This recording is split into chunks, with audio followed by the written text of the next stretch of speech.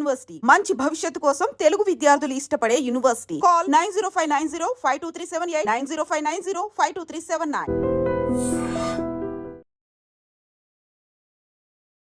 నమస్తే, welcome to I dream inside politics with కవిత.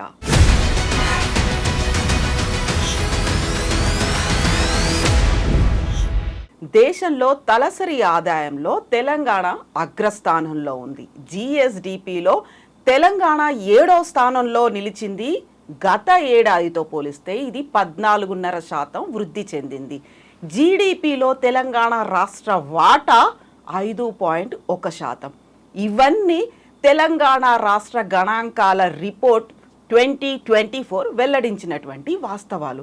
అయితే దీన్ని రిలీజ్ చేసినటువంటి తెలంగాణ రాష్ట్ర డిప్యూటీ సీఎం ఇతర అధికారులు ఈ వివరాలను వెల్లడించిన తర్వాత 2 రోజుల్లోనే ఈ రిపోర్ట్ వెబ్సైట్ నుంచి మాయమైంది.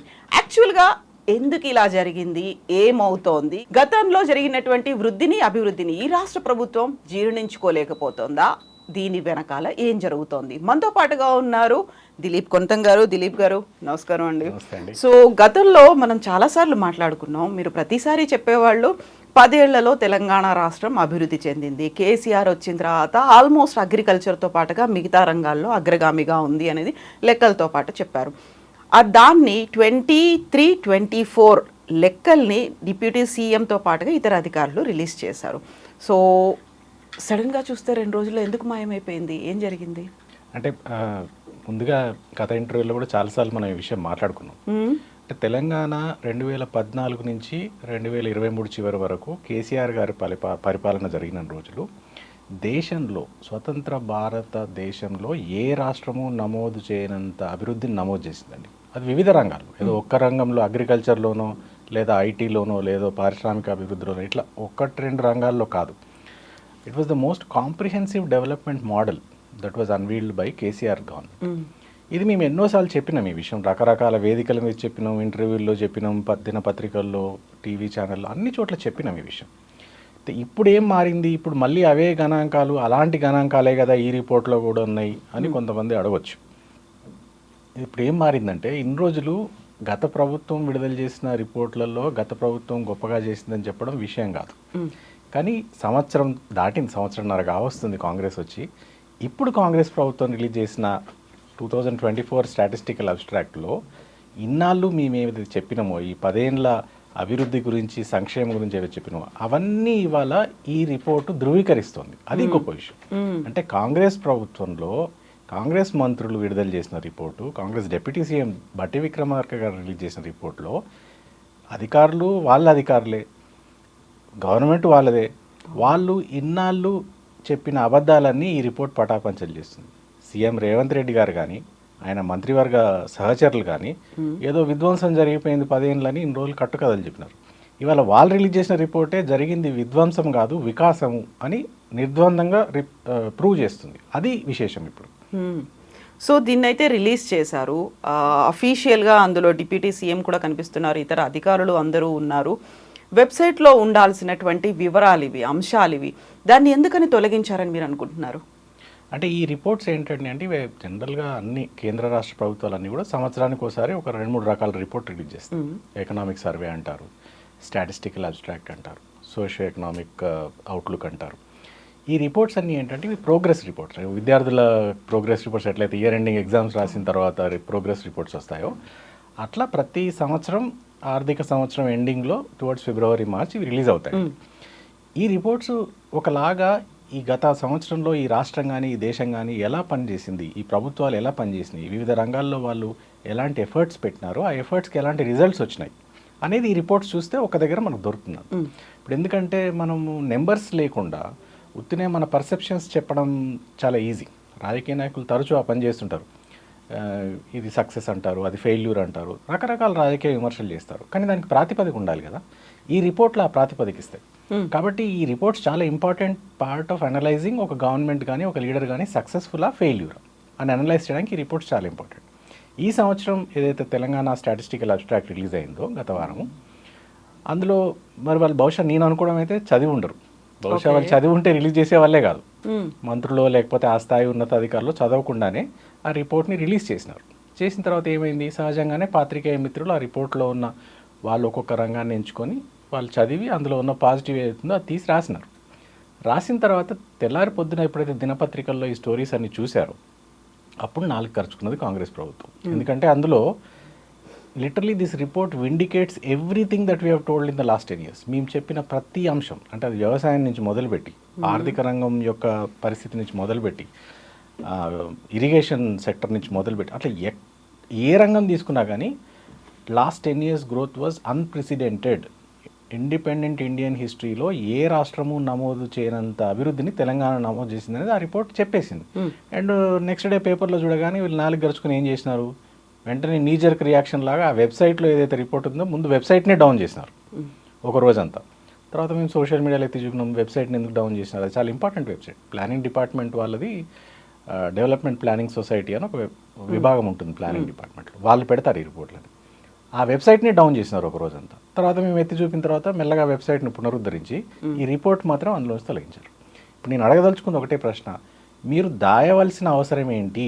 ఇవన్నీ మీ ప్రభుత్వమే, మీ అధికారులే అంతో సైంటిఫిక్గా చేసిన అనాలిసిస్ తర్వాత రాసిన ఒక రిపోర్ట్. మరి వాళ్ళు ఎందుకు దాన్ని హుటాహుటిన రిపోర్ట్ను దాయడానికి ట్రై చేస్తున్నారు? అంటే మీరు గత 10 ఏళ్లలో ఏదైతే అభివృద్ధి సంక్షేమం జరిగిందో అది ప్రజలకు తెలియకుండా చేయడానికి మీరు ప్రయత్నిస్తున్నారు. It's proven, directly proven. అంటే మీరు ఎందుకు దాయాలని ట్రై చేస్తున్నారు? ఎందుకంటే ఆ అభివృద్ధి ఆ సంక్షేమం వీళ్ళు కొనసాగించలేకపోయినారు. ఆ 10 ఏళ్ల ముందు వీళ్ళ ఏడాదిన్నర పాలన వెలవెలబోతుంది. సో అది దాచుకోవడానికి ఏం చేయాలా? గత 10 ఏళ్ళలో జరిగిందని దాచిపెట్టాలి.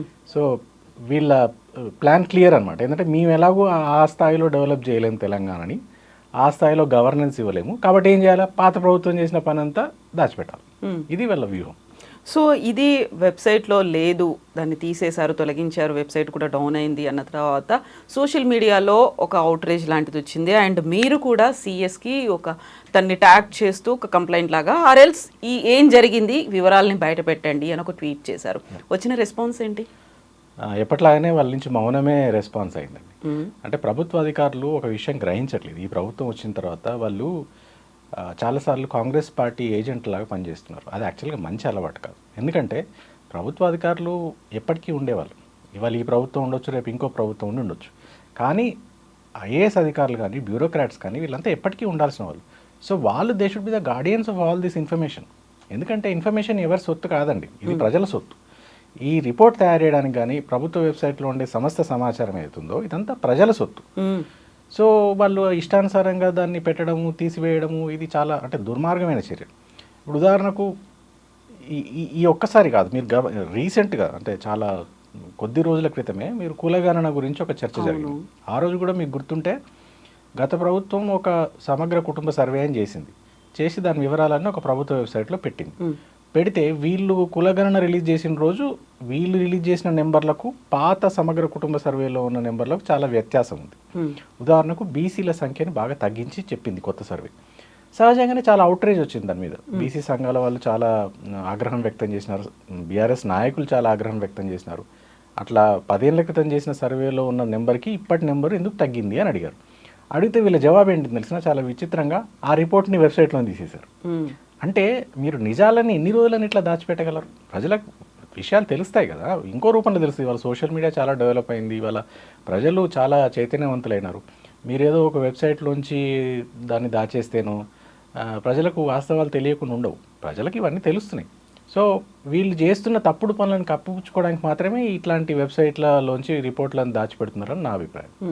సో ఇప్పుడు గణాంకాల సంగ్రహం కంప్లీట్గా గణాంకాలకు సంబంధించి స్టాటిస్టికల్ డేటా ఉంటుంది అనుకుంటే అభివృద్ధియే కాదు, దానికి సంబంధించి లెక్కలు అనేవి కంప్లీట్గా కనిపిస్తుంటాయి. అట్ ద సేమ్ టైం దానికి పెట్టినటువంటి బడ్జెట్తో పాటుగా ఒకవేళ ఉంటే అప్పులు, ఇవన్నీ వివరాలు అందులోనే ఉంటాయి కదా. 100% ఉంటాయి. ఇప్పుడు ఉదాహరణ చెప్తారండి. ఇప్పుడు ఇన్ని రోజులు వీళ్ళు ఏం చేశారు, వీళ్ళు ప్రభుత్వంలోకి రాగానే ఒక ఎజెండా లాగా తీసుకున్నారు గత ప్రభుత్వం మీద దుష్ప్రచారం చేయడం. ఫస్ట్ కాళేశ్వరం ప్రాజెక్ట్ని తీసుకొని కాళేశ్వరం ప్రాజెక్ట్ కూలిపోయింది, కొట్టుకుపోయింది అని ప్రచారం చేశారు. ఇవాళ ఈ రిపోర్ట్లో చాలా స్పష్టంగా తెలంగాణలో ఇరిగేషన్ సౌకర్యాలు పెరిగి వ్యవసాయ అభివృద్ధి కనపడడానికి ముఖ్య కారణాల్లో ఒకటి కాళేశ్వరం ప్రాజెక్ట్ అని రాశారు. కాంగ్రెస్ ప్రభుత్వమే రాసింది. మరి అంటే ఇన్నాళ్ళు చెప్పింది అబద్ధం అని ప్రూవ్ అయినట్టే కదా. ఇగో అట్లాంటి నిజాలు ఈ రిపోర్ట్ బయటపెడుతుంది కాబట్టి దాన్ని దాచడానికి ట్రై చేస్తున్నారు. ఇప్పుడు ఇంతకుముందు అన్నట్టుగా కాళేశ్వరం ప్రాజెక్ట్ అనేది ఒక ఏమన్నా ఇంజనీరింగ్ వండర్ అంటాం మనం. ఒక కాంప్లెక్స్ ప్రాజెక్ట్ అది. దాంట్లో ఒక్క బరాజ్లో వచ్చిన ఒక చిన్న లోపాన్ని పట్టుకొని చాలా పెద్దగా చేసినారు వీళ్ళు. అయితే చాలామంది సామాన్య ప్రజలకు కూడా ఏంటంటే కాళేశ్వరం ప్రాజెక్ట్ యొక్క సమగ్ర స్వరూపం అంత ఈజీగా అర్థం కాదు. ఎందుకంటే ఇట్స్ ఏ కాంప్లెక్స్ ప్రాజెక్ట్. అందులో బరాజులు ఉంటాయి, ఒక 3 బరాజులు ఉంటాయి, రిజర్వాయర్లు ఉంటాయి, టన్నెల్స్ ఉంటాయి. ఇవన్నిటి సమాహారమే కాళేశ్వరం ప్రాజెక్ట్. ఇప్పుడు నాగార్జున సాగర్ లాగాను, శ్రీశైలం లాగాను ఒక డ్యామ్ కట్టి దాన్నే ప్రాజెక్ట్ అనడం కాదు Kaleshwaram. Kaleshwaram is a complex system. It's a collection of so many barrages, reservoirs, tunnels, pump house ఇవన్నీ ఉంటాయి. అయితే వీళ్ళు ఏం చేశారంటే క్లెవర్గా ఒక్క దాంట్లో వచ్చిన చిన్న ఇష్యూని పట్టుకొని కోట్ల జరిగిపోయింది, ఇది జరిగిపోయింది అన్నారు. అయితే ఎవరైనా గుర్తుంచుకోవాల్సింది ఏంటంటే ఒక ఇంజనీరింగ్ మార్వెల్ చేసినప్పుడు ఇది అన్చార్టెడ్ టెరిటరీ అంటారండి. అంటే ఇదివరకు ఎప్పుడు ఎక్కడ ఇట్లాంటి ఒక కాంప్లెక్స్ లిఫ్ట్ ఇరిగేషన్ ప్రాజెక్ట్ కట్టలేదు. ఓన్లీ భారతదేశంలో కాదు, ప్రపంచంలోనే ఎక్కడ కట్టలేదు. సో ఇట్లాంటి కొత్త ప్రయత్నాలు చేసినప్పుడు సహజంగానే కొన్ని మనం అంటే అన్ఫోర్సీన్ సిచ్యువేషన్స్ కొన్ని వస్తాయి. అట్లా కాళేశ్వరంలో ఒక్క బరాజ్లో ఒక చిన్న బ్లాక్ విషయంలో వచ్చిన ప్రాబ్లం అది. దాన్ని రెక్టిఫై చేసుకోవడానికి చాలా ఈజీ. అది చెప్పినా కానీ వినకుండా కాన్స్టెంట్గా వీళ్ళు దుష్ప్రచారం చేసినారు. సంవత్సరం నుంచి ఆ చిన్న రిపేర్ చేయకుండా ఆపి పెడుతున్నారు. దానివల్ల ఏమవుతుంది, వాళ్ళ తెలంగాణ మొత్తం మీకు సాగునీటికి తాగునీటికి తీవ్రమైన కొరత కనపడుతుంది. కేవలం ఆ ప్రాజెక్ట్ ఫెయిల్ అయిందని ఒక అభిప్రాయాన్ని బలపరచడానికి మాత్రమే వీళ్ళు ప్రయత్నిస్తున్నారు. ఇంకోటి, మీకు చాలాసార్లు ఈ రాకెట్ ప్రయోగాల గురించి మీరు వినుంటారు. ఇప్పుడు శ్రీహరికోట నుంచి చాలాసార్లు మన దేశం నుంచి కూడా ప్రయోగిస్తుంటాం. ఇట్లాంటి ప్రయోగాల్లో ఒక్కొక్కసారి ఆ రాకెట్లు విఫలమవుతాయి. మళ్ళీ వెంటనే అందులో ఏం లోటుపాట్లు చూసుకొని మళ్ళీ ఇంకో రాకెట్ తయారు చేసి పంచుకుంటాం. ఎందుకంటే ఇది చాలా హై అండ్ టెక్నాలజీస్ ఇవన్నీ కూడా. కాబట్టి దాంట్లో ఏదో అవినీతి జరిగే రాకెట్ ఫెయిల్ అవ్వదండి. మనం నేచర్తో ఇంత కాంప్లెక్స్ ఆపరేషన్స్ చేసినప్పుడు సహజంగానే మన చేతిలో, మన కంట్రోల్లో లేని విషయాలు కొన్ని జరుగుతాయి. జరిగినప్పుడు ఇట్లాంటివి అవాంతరాలు వస్తాయి. వచ్చినప్పుడు దాన్ని రెక్టిఫై చేసుకొని ముందుకెళ్ళాలి. అంతేగాని కాళేశ్వరం ప్రాజెక్టులో ఒక బ్లాక్లో వచ్చిన దాన్ని పట్టుకొని ఇప్పుడు సంవత్సరంన్నర నుంచి దాన్ని రిపేర్ చేయకుండా ఉంచడం ద్వారా వీళ్ళు ఏం ప్రూవ్ చేయదలుచుకున్నారంటే అది ఒక ఫెయిల్యూర్ ప్రాజెక్ట్ అని ప్రూవ్ చేయదలుచుకున్నారు. కానీ నిజమేంటో ప్రజలకు తెలుస్తుంది. ఎందుకంటే ఇప్పుడు కాళేశ్వరంలోనే ఉన్న కాంపోనెంట్స్ పనిచేస్తున్నాయి. ఇప్పుడు మీరు రంగనాయక సాగర్ తీసుకోండి, మల్లన్న సాగర్ తీసుకోండి, ఆ కింద బస్వాపూర్ రిజర్వాయర్ దాకా నీళ్లు పోతున్నాయి. ఇప్పుడు అవన్నీ కాళేశ్వరం నీళ్ళని ప్రజలకు తెలుసు. సో వీళ్ళు ఆ కింద మేడిగడ్డలో ఉన్న ప్రాబ్లమ్ని కనుక సాల్వ్ చేసి ఉంటే ఇవాళ రాష్ట్రంలో ఇంకొక 20-30 లక్షల ఎకరాలకు నీళ్ళు వచ్చిండేవి సులభంగా. అవన్నీ వాళ్ళ సముద్రంలోకి పోయేటట్టుగా చేసినారు. అంటే వీళ్ళు ఏంటంటే వీళ్ళు కొత్తగా ఏం చేయలేరు. గత ప్రభుత్వంలో చేసిన పనులన్నీ ఫెయిల్యూర్ అని నిరూపించడానికి ట్రై చేస్తారు. సో ఈ రిపోర్ట్ ఏం చేసిందంటే ఇప్పుడు వాళ్ళ అబద్ధాలని ఎత్తి చూపింది. అందువల్ల ఈ రిపోర్ట్ కనపడకుండా చేస్తున్నారు. ఇంకో ఎగ్జాంపుల్ చెప్తారు. వీళ్ళు చాలా కాలంగా ఇంకొక బాగా బ్యాడ్ మౌత్ చేసిన స్కీమ్ ఏంటంటే షీప్ డిస్ట్రిబ్యూషన్ అండి, గొర్రెల పంపిణీ. అంటే కేసీఆర్ గారిది ఎలా ఉంటుందంటే ఆయన అంటే ఏ సమస్యను కూడా సూపర్ఫిషియల్గా ఆలోచించారండి. ఆయన లోతుగా సమస్య యొక్క లోతుల్లోకి వెళ్ళి దాని పరిష్కార మార్గాలు కనుక్కుంటారు. సో తెలంగాణలో రూరల్ డిస్ట్రెస్ ఎప్పుడైతే తెలంగాణ స్టేట్ ఫామ్గా కాకముందుకు ఏదైతే రూరల్ ఏరియాస్లో ఒక డిస్ట్రెస్ వాతావరణం ఉండిందో దాన్ని ఎలా సాల్వ్ చేయాలి అని అన్నప్పుడు ఆయన ఫస్ట్ ఇరిగేషన్ అండ్ పవర్ మీద కాన్సన్ట్రేట్ చేశారు. అవి 2 సమస్యలు పరిష్కరించారు. సో ఇరిగేషన్ అయిపోయింది, పవర్ మంచిగా వస్తుంది. ఆయన ఏం చేశారు, గ్రామీణ ఆర్థిక వ్యవస్థ పరిపుష్టం కావాలంటే ఏం చేయాలని ఆలోచించారు. అందులో వ్యవసాయాన్ని సరిదిద్దడంతో పాటుగా వ్యవసాయ అనుబంధంగా ఇంకొన్ని ఉంటాయి. ఇప్పుడు మనకు హార్టికల్చర్ అనొచ్చు, లేదా యానిమల్ హస్బెండరీ అనొచ్చు, పశుపోషణ ఉంది. ఆయన దాన్ని తీసుకొని దాన్ని బాగా స్టడీ చేసి ఏం ఆలోచించారంటే తెలంగాణలో గొర్రెల పెంపకానికి అనువైన వాతావరణం ఉంది, దానికి అవసరమైన అన్ని వనరులు ఉన్నాయి, ఆల్రెడీ నైపుణ్యం ఉన్న గొర్రెల కాపర్లు ఉన్నారు. వారికి కనుక కొంచెం మనం ప్రభుత్వం తరఫున కొంచెం సహాయం చేసి ఇస్తే ఏమవుతుందంటే అండి, ఒకటి గ్రామీణ ఆర్థిక వ్యవస్థలో చాలా అంటే ఫైనాన్సెస్ చాలా ఇంప్రూవ్ అవుతాయి.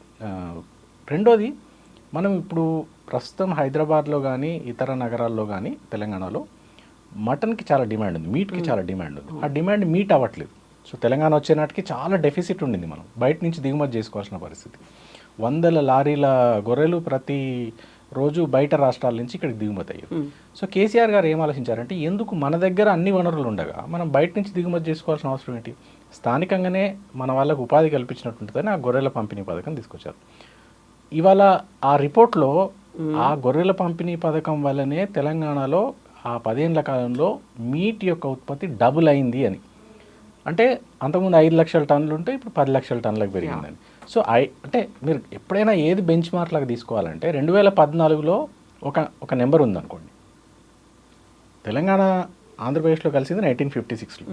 సో 1956 నుంచి 2014 వరకు ఒక టైం పీరియడ్ అయితే 2014 నుంచి 23 ఎండింగ్ వరకు ఇంకో టైం పీరియడ్ లాగా తీసుకోవాలి మీరు.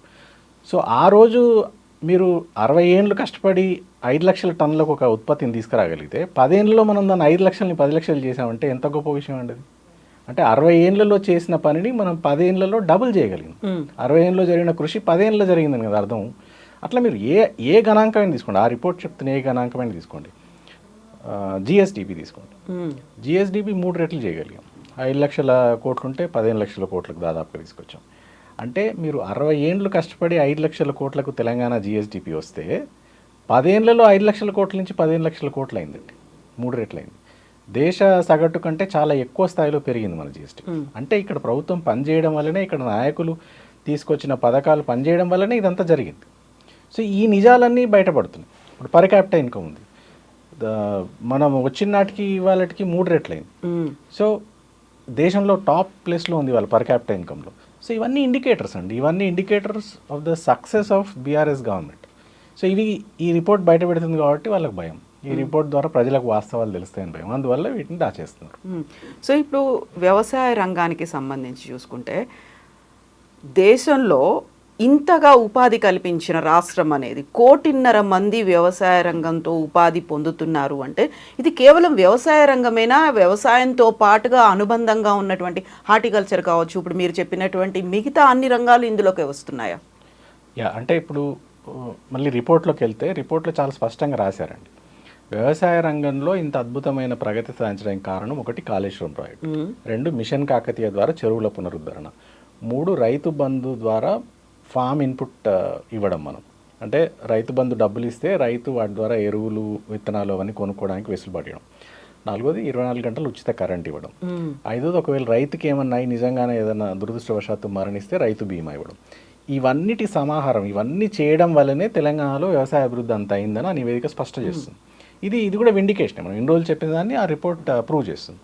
రెండోది ఏంది, ముందుగానే అనుకున్నట్టుగా గ్రామీణ ప్రాంతాల్లో ఇప్పటికీ వ్యవసాయం మీదనే అత్యధిక ప్రజలు ఆధారపడి జీవిస్తున్నారు.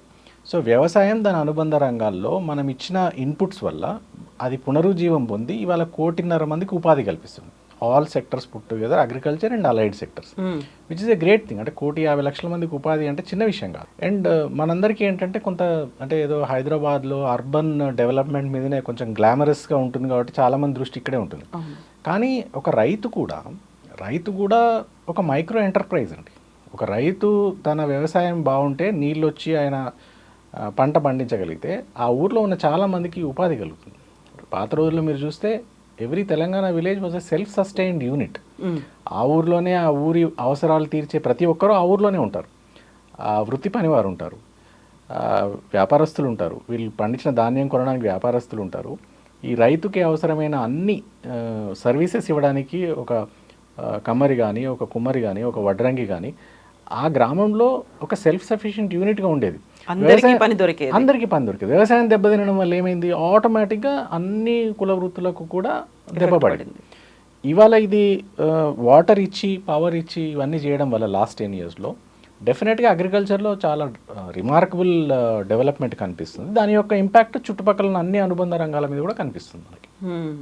సో ఇన్ని రకాల లెక్కలు ఉన్నప్పుడు ప్రతిసారి పదే ఒకే మాట చెప్తుంది, 10 ఏళ్ల కాలంలో అప్పుల పాలైంది, ఇన్ని లక్షల కోట్ల అప్పులు చేశారు, మాకు లంకె బిందెల కాలు ఖాళీ ఖజానా మాత్రమే దొరికింది అనుకున్నప్పుడు అభివృద్ధి గురించి ఎందుకని ఆలోచించలేకపోయారనుకుంటున్నారు మీరు? ఆ రిపోర్ట్ చాలా క్లియర్గా మెన్షన్ చేసిన తర్వాత దాని మీద కూడా ఫోకస్ పెట్టాలి, లేకుంటే ఆ అప్పులు తీసుకొచ్చింది ఎందుకోసం, అది రిఫ్లెక్ట్ అయిందా లేదా, ఇవన్నీ కూడా సామాన్య ప్రజలకైతే ఒక డౌట్ వస్తుంది కదా, క్లారిటీ చేయాల్సింది ఎవరు? ఇప్పుడు సింపుల్ అంటే అందులో 2 విషయాలండి. ఒకటి లంకబిందెల ప్రస్తావన తీసుకొచ్చారు రేవంత్ రెడ్డి గారు. మీరు ఆలోచించండి, సమాజంలో లంకబిందెల్ని ఎవరు వెతుకుతారండి? మీరు వెతుకుతారా? నేను వెతుకుతానా? లేదు. మనందరం ఏదో ఉద్యోగమో వ్యాపారమో చేసుకొని బతకాలని అనుకుంటాం. కానీ సమాజంలో కొంతమంది వ్యక్తులు ఎప్పుడు లంకబిందెల వెతుకులాటలో ఉంటారు. వాళ్ళు ఎవరో మీకు తెలుసు. వాళ్ళు దేవాలయాల కింద లంకబిందెలు దొరుకుతాయని దేవాలయాలను కూడా ధ్వంసం చేసే వాళ్ళు ఉంటారు. ఎక్కడో మారుమూల ప్రాంతాల్లో దొరుకుతాయని చెప్పి అడవుల్లో అక్కడెక్కడ అన్వేషించి తవ్వుతూ ఉంటారు. అంటే వాళ్ళ గుణం మంచిది కాదండి.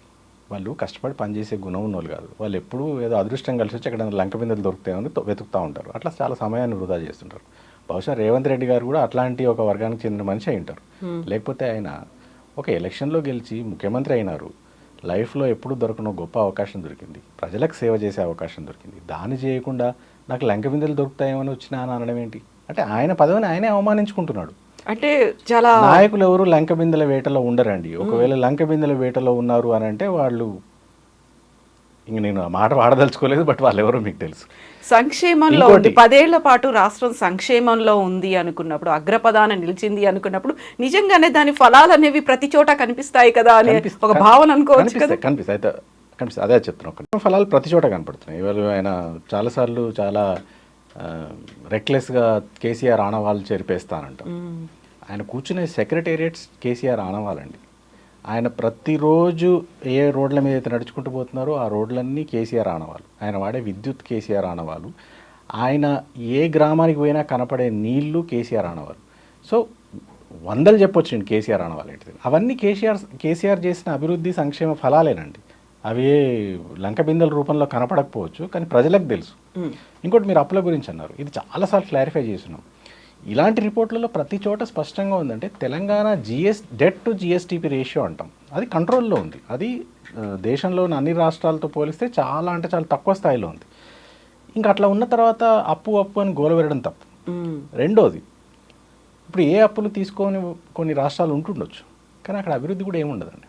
ఇప్పుడు ఇవాళ మిడిల్ క్లాస్ మన ఎట్లా ఉంది ఆపరేట్ చేస్తుందో చూస్తుంటే మీరు ఫస్ట్ ఒక ఇల్లు కొనుక్కుంటారు లేదా కారు కొనుక్కుంటారు, ఈఎంఐ ఉంటుంది, అప్పు ఉంటుంది. దాని అర్థం వాళ్ళు ఏదో అప్పుల పాలైనట్టు కాదండి. ఇవాళ జీవన విధానమే మీరు అభివృద్ధి కావాలనంటే మీ డబ్బు కొంత బయట నుంచి తీసుకొచ్చిన డబ్బు తీసుకొని మీరు ఇల్లు కారో ఏదో కొనుక్కొని దాన్ని ఈఎంఐ రూపంలో ప్రతి నెల కడతారు. ఇది ప్రపంచంలో ప్రతి దేశానికి ప్రతి రాష్ట్రానికి ఉంటుంది. ఏదో తెలంగాణకు ఒక్కదానికే అప్పు ఉందనేది తప్పు. రెండోది, అప్పు చేయని వాళ్ళు చాలా గొప్ప అన్నట్టుగా మాట్లాడడం కూడా తప్పు. ఎందుకంటే మీరు అభివృద్ధి కావాలనంటే మీరు ఇప్పుడు ఉదాహరణకు ప్రైవేట్ కంపెనీస్ ఉంటాయి, చాలా పెద్ద పెద్ద ఇన్ఫ్రాస్ట్రక్చర్ ప్రాజెక్ట్స్ ఇవన్నీ చేస్తూ ఉండే కంపెనీలు, చాలా పెద్ద పెద్ద ఉత్పత్తులు తయారు చేసే కంపెనీలు, వాటన్నిటి కూడా అప్పు ఉంటుందండి.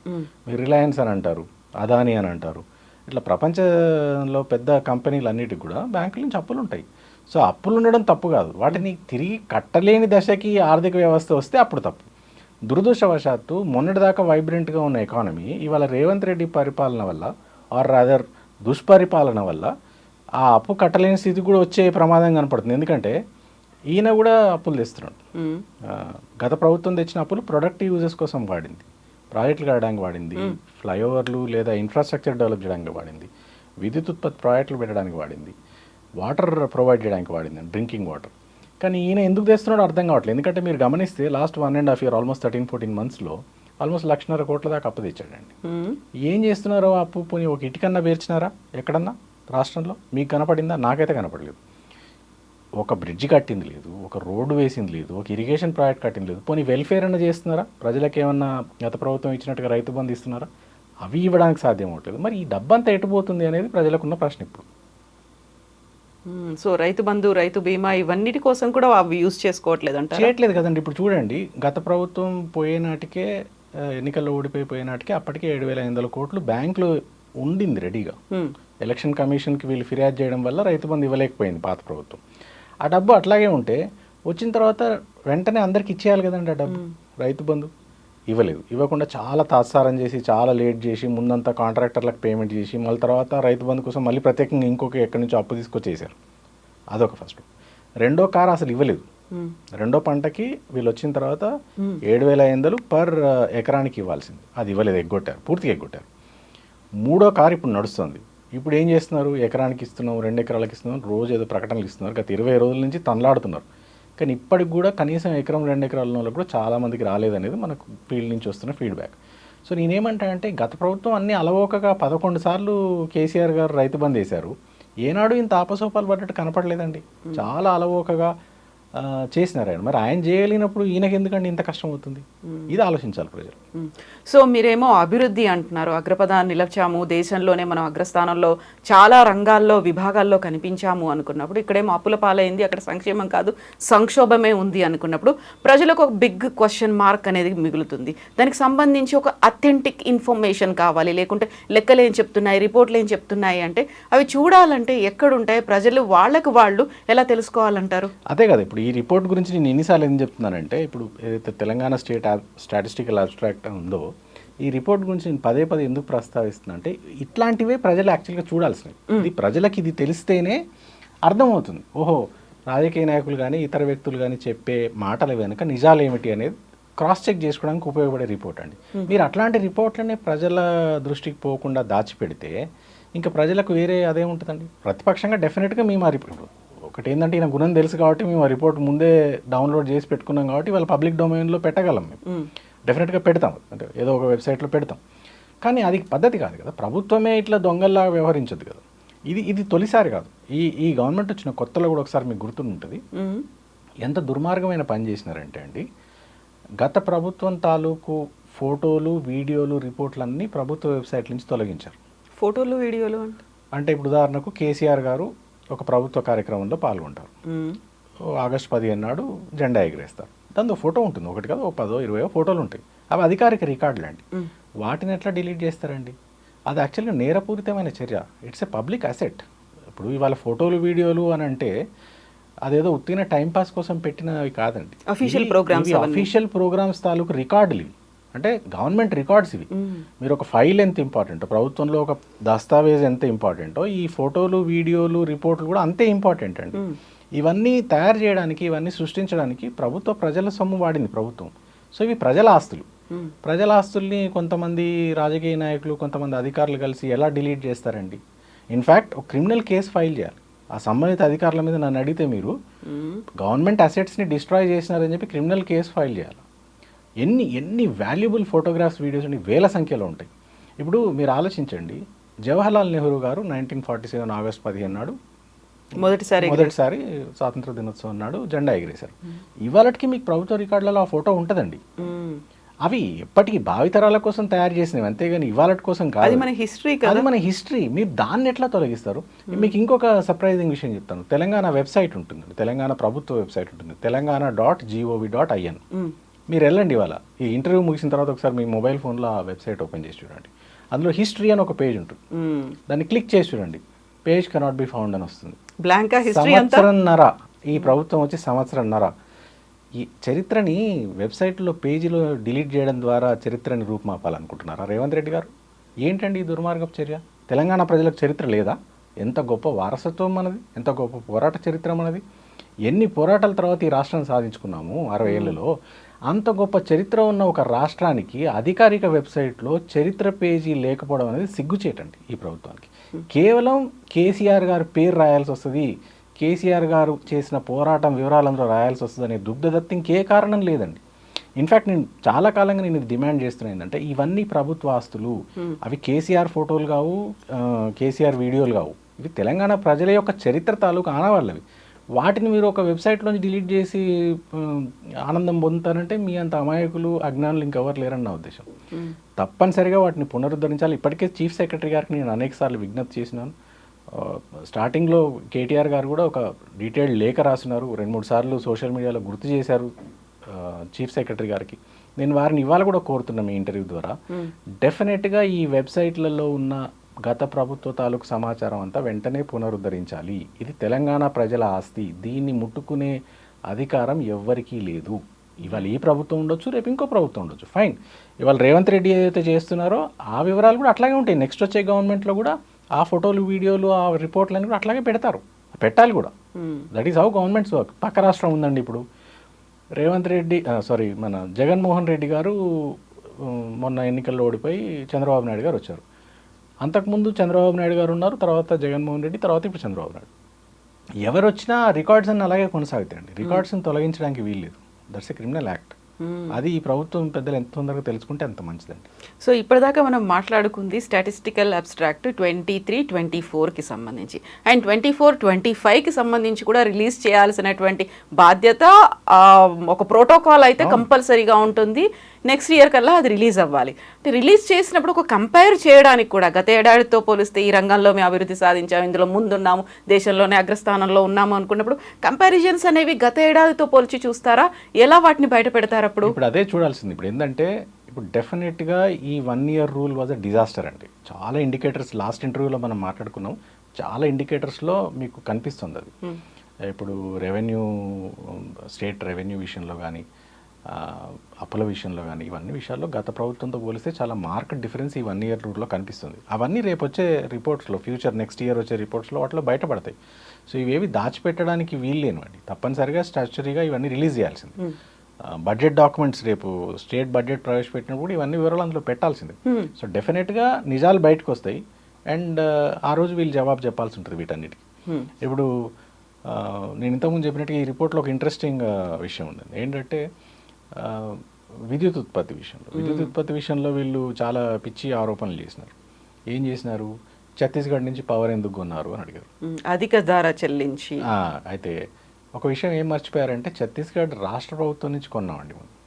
మనమేమి ప్రైవేట్ విద్యుత్ సంస్థల నుంచి కొనలేదు. సో దాన్ని G2G కాంట్రాక్ట్ అని అంటారు, గవర్నమెంట్ టు గవర్నమెంట్. అందులో మీకు ఈ రేట్ ఎక్కువ కొన్నారు తక్కువ కొన్నారు అనేది అది బాధనే రాదు. ఎందుకంటే G2G అనేది ప్రపంచవ్యాప్తంగా it's an accepted form of procuring some అంటే ఏదైనా సర్వీస్ కానీ ప్రోడక్ట్ కానీ మీరు తీసుకోవాలంటే G2G పద్ధతిలో తీసుకోవచ్చు. అక్కడ రేట్ అనేది ఫ్యాక్టర్ కాదు. ఎందుకంటే ఆ రోజు అర్జెన్సీ ఉండింది మనకి. తెలంగాణ పవర్ డెఫిసిట్లో ఉంది, వెంటనే ఎక్కడ పవర్ దొరికితే అక్కడి నుంచి కొనాల్సిన అవసరం ఉంది. కాబట్టి మనం ఛత్తీస్గఢ్ ప్రభుత్వం చాలా పారదర్శకంగా ఉన్నాం.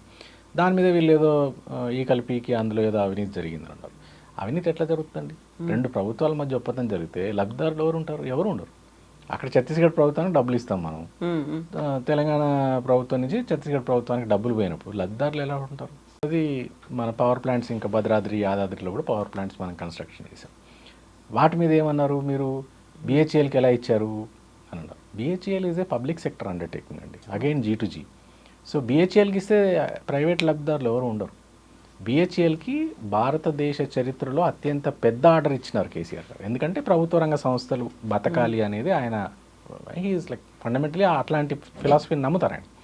ప్రైవేట్ వాళ్ళకి కాదు, మనం ప్రభుత్వ రంగ సంస్థల్ని ముందుగా ఆదుకోవాలని. అందువల్ల BHELకి ఇచ్చారు. కానీ BHEL అది డన్ ఎక్సలెంట్ జాబ్. ఆ ప్రాజెక్టులు కట్టినారు. ఇంకా అందులో ఏమి ఈకలు పీకారు? మీరు అక్కడ ఛత్తీస్గఢ్లో పవర్ కొన్నప్పుడు ఛత్తీస్గఢ్లో ఇంకా పవర్ ప్లాంట్ మొత్తం పూర్తి కాకముందుకే మీరు PPA ఎలా ఎంటర్ అయ్యారు అని ఒక దాన్ని వాదన తెచ్చారు. అంటే విద్యుత్ కొనుగోలు ఎట్లా జరుగుతాయో వీళ్ళకి బేసిక్స్ కూడా తెలియదని అర్థం.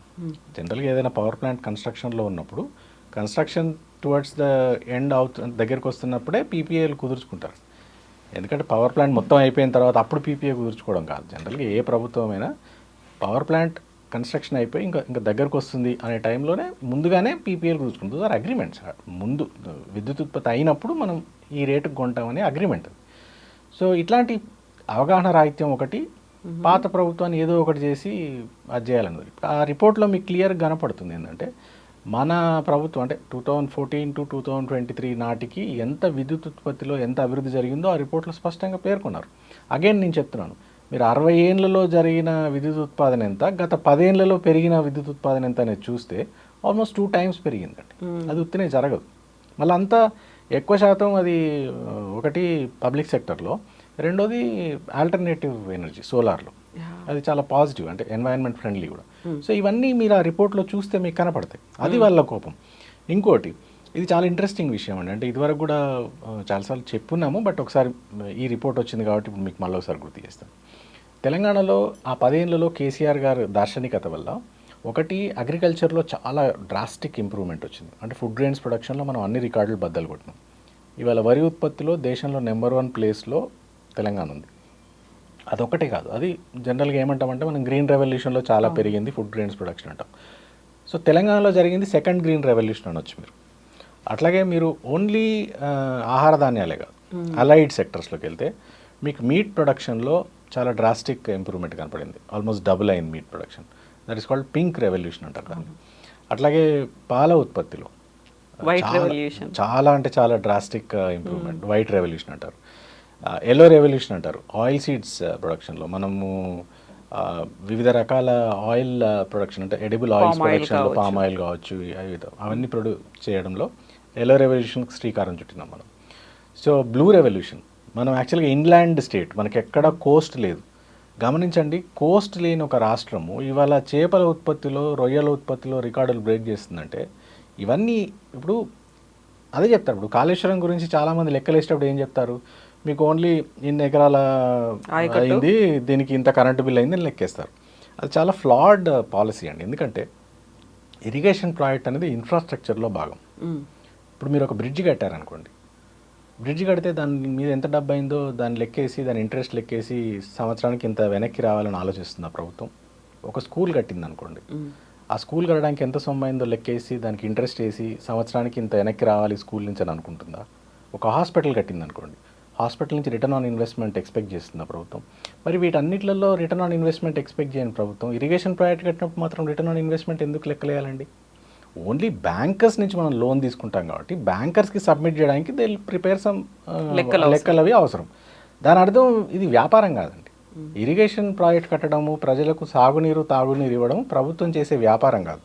కాబట్టి ఎవరైనా అతి తెలివితోని ROI లేదు ఈ ప్రాజెక్టులో అని అంటే వాళ్ళకి జవాబు చెప్పాల్సిన అవసరం ఉంది. ఏంటంటే ప్రభుత్వం వ్యాపార సంస్థ కాదు, ప్రజలకు మౌలిక సౌకర్యాలు కల్పించాల్సిన బాధ్యత ప్రభుత్వాన్ని. ప్రభుత్వాలను అందుకే ఎన్నుకుంటాం మనం, మనకు రోడ్లు వేయడానికి, మనకు కరెంట్ ఇవ్వడానికి, మనకు నీళ్ళు ఇవ్వడానికి, ఇవన్నీ నెరవేర్చడానికి కదా మనం ప్రభుత్వాలను ఎన్నుకుంటాం. లేకపోతే ప్రభుత్వాలు ఎందుకండి? కాళేశ్వరం ప్రాజెక్ట్ విషయానికి వచ్చేసరికి వీళ్ళందరూ ఈ కొంత అతి తెలివి లాజికల్ వాడుతుంటారు.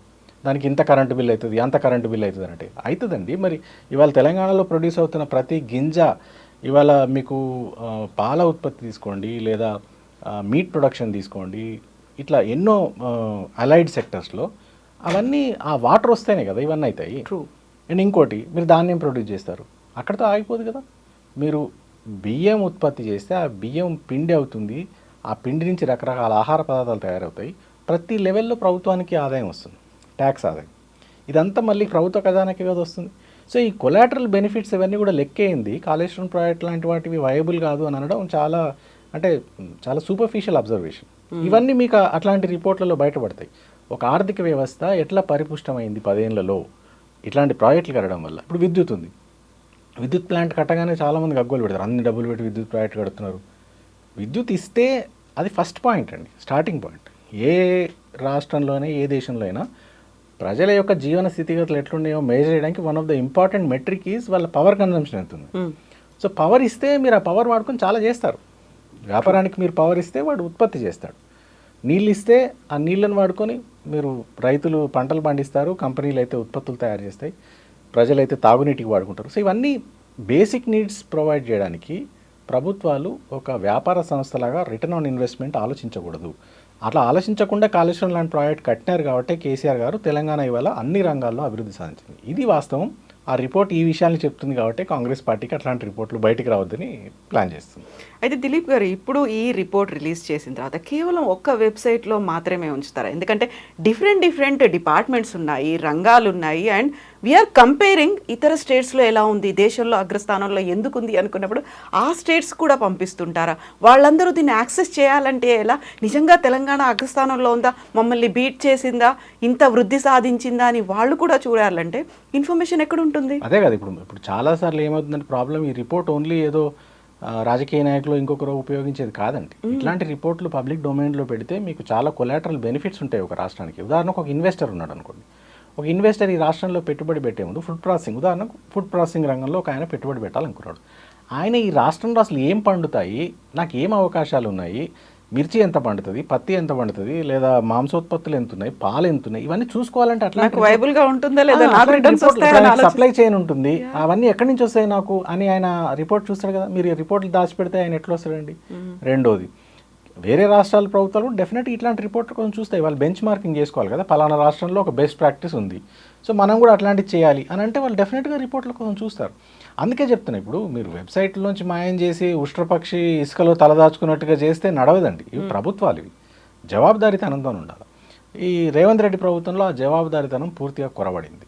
ఇంకొక గమ్మత్తైన విషయం ఏంటంటే ఆర్బీఐ ఎవ్రీ ఇయర్ ఒక ఇట్లాంటి రాష్ట్ర ఆర్థిక పరిస్థితులు, అన్ని రాష్ట్రాల ఆర్థిక పరిస్థితుల మీద హ్యాండ్ బుక్ రిలీజ్ చేస్తుంది.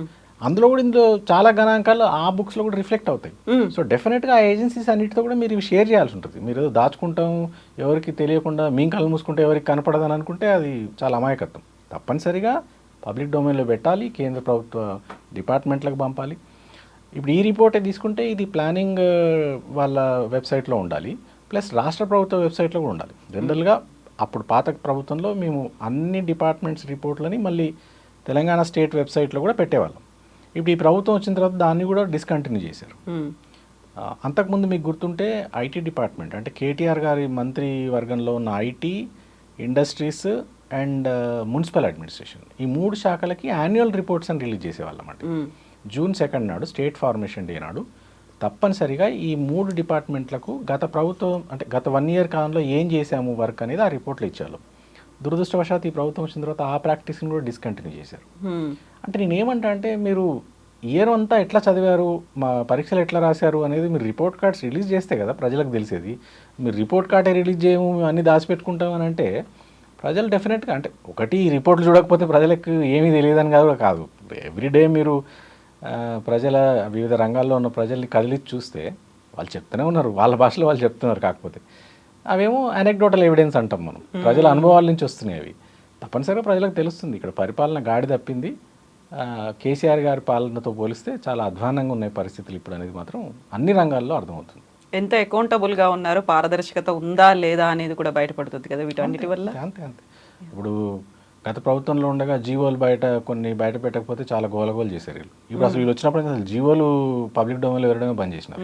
వందల సంఖ్యలో మీరు జీవోల్ని పెట్టలేదు అనే మాట, వేల సంఖ్యలో జీవోలు పెట్టట్లేదు ఇప్పుడు. అంటే గత ప్రభుత్వాన్ని ఏమేమైతే విమర్శించారో దానికి 10 రెట్లు 100 రెట్లు దారుణంగా వీళ్ళు బిహేవ్ చేయడం మొదలుపెట్టారు. ఎస్, గత ప్రభుత్వంలో అన్ని పాలు తేనెలాగా ఉన్నాయని నేనేం అనట్లేదు. ఎస్, డెఫినెట్గా ఇంకా బెటర్గా చేసే అవకాశాలు కొన్ని రంగాల్లో ఉండినాయి, ఎవరికైనా ఉంటాయి. ఇప్పుడు మనమేం దేవుళ్ళం కాదండి, చూమంతరణంగానే మార్పు రాదు. డెఫినెట్గా మానవ ప్రయత్నం అయితే చేసినాం. కేసీఆర్ గారి నాయకత్వంలో ప్రతి రంగంలో ఒక అద్భుతమైన ప్రయత్నం జరిగింది, దానికి దగ్గర రిజల్ట్స్ వచ్చినాయి. దానివల్ల తెలంగాణలో సమస్యలన్నీ పరిష్కారం అయిపోయినాయి అంటే అట్లా ఉండదండి, ప్రపంచంలో ఎక్కడ అట్లా ఉండదు. చాలాసార్లు ఏమంటారంటే the solution to a problem changes the problem అని అంటారు. సో ఇప్పుడు ఏమవుతుంది, మీరు ఫస్ట్ వాటర్ లేదనుకుంటారు, వాటర్ ఇస్తారు, వాటర్ ఇచ్చిన తర్వాత ప్రజలు ఒక పంటనే పండించడం మొదలు పెడతారు. అప్పుడు ఆ సమస్య అప్పుడు మారిపోతుంది. సో అప్పుడు ఏం చేయాలి, మీరు డైవర్సిఫికేషన్ అని ప్రజలకు మళ్ళీ చెప్పాలి. సో ప్రజలు డైవర్సిఫై చేస్తారు, చేసాక అందులో కొన్ని పంటలకు మద్దతు ధర రాదు, అప్పుడు మీరు వాటికి మద్దతు ధర కల్పించడానికి ప్రయత్నించాలి. సో ఇట్లా సమస్యని పరిష్కారం చేస్తే ఇంకే సమస్య రాకుండా ఉండదు. ఒకదాన్ని పరిష్కరిస్తే ఇంకోటి వస్తుంది, దాన్ని పరిష్కరించుకుంటూ పోవాలి. సో గత ప్రభుత్వంలో చేసిన చాలా పనులని ఈ రిపోర్ట్ పాజిటివ్గా చూపిస్తుంది. ఈ ప్రభుత్వం ఏం చేయాలి, నిజంగా చిత్తశుద్ధి ఉన్న ప్రభుత్వం అయితే ఈ రిపోర్ట్ను ఒక బెంచ్ మార్క్లా తీసుకొని, ఓహో వాళ్ళు ఇట్లా చేశారా, మేము ఇంతకంటే మెరుగ్గా చేసి చూపిస్తామని చూపించాలి. వాళ్ళు 10 చేస్తే మేము 20 చేస్తామనాలి, లేదా 15 చేస్తామనాలి. ఆయనకన్నా ఒక మార్క్ ఎక్కువ తెచ్చుకుంటామని పోటీ పడాలి. అంతేగాని ఆయన మార్కులు దాచిపెడతాను అని అంటే నడవదండి. సో ప్రజలు అన్నీ గమనిస్తుంటారు, ప్రజలు గమనిస్తున్నారు. ప్రజలు టైం వచ్చినప్పుడు అంటే ప్రజలు ఏంటంటే రోజువారీగా రెస్పాండ్ అవ్వరండి. భారతదేశ ప్రజలు ఎస్పెషల్లీ భారతదేశ ఓటర్లు చాలా తెలివైన వాళ్ళు. వాళ్ళు సమయం వచ్చినప్పుడు మాత్రం తప్పనిసరిగా కరగాల్చి వాత పెడతారు. ఎస్ దిలీప్ గారు, థ్యాంక్ యూ సో మచ్ అండి. థ్యాంక్ యూ అండి.